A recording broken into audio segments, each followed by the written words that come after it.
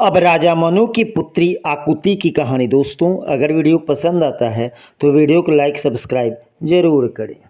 स्वयंभुव मनु को इस सृष्टि का आदि पुरुष माना जाता है और उनकी पत्नी थी शत्रुपा। मनु और शत्रुपा की 5 संतानें थीं, 2 पुत्र प्रियव्रत और उत्तानपाद और 3 पुत्रियां आकुति, देवहूति और प्रसूति। इन तीनों पुत्रियों ने सृष्टि के विस्तार में महत्वपूर्ण भूमिका निभाई। आकुति मनु की ज्येष्ठ पुत्री थी। वे रूपवती, गुणवान और धार्मिक स्वभाव की थी। जब आकुति विवाह योग्य हुई तो राजा मनु ने उनके विवाह के लिए प्रजापति रुचि को चुना। रुचि प्रजापति अपने तप, ज्ञान और ब्रह्म तेज के लिए प्रसिद्ध थे। पुत्रिका धर्म का संकल्प।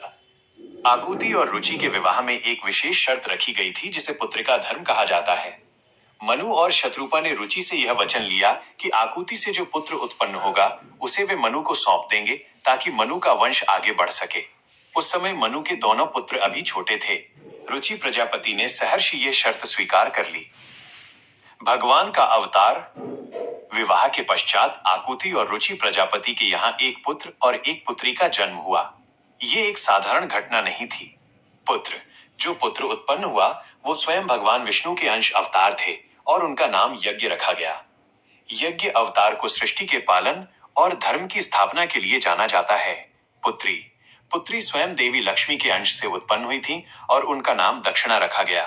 वरदान के अनुसार राजा मनु आकुति के पुत्र यज्ञ को अपने घर ले आए और उन्हें अपने पुत्र के रूप में पाला। रुचि प्रजापति ने अपनी पुत्री दक्षिणा को अपने पास ही रखा। यज्ञ और दक्षिणा का विवाह। आगे चलकर भगवान यज्ञ ने अपनी बहन दक्षिणा से विवाह किया।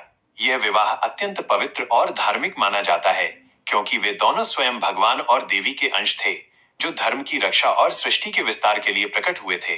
यज्ञ और दक्षिणा से 12 पुत्र उत्पन्न हुए। तोष, प्रतोष, संतोष, भद्र, शांति, इडस्पति, इध्म, कवि, विभु, स्वर्ण, सुदेव और रोचन। तुषित नामक देवता। स्वयंभुव मनवंतर एक विशेष कालखंड में यज्ञ और दक्षिणा के ये 12 पुत्र तुषित नामक देवताओं के रूप में जाने गए।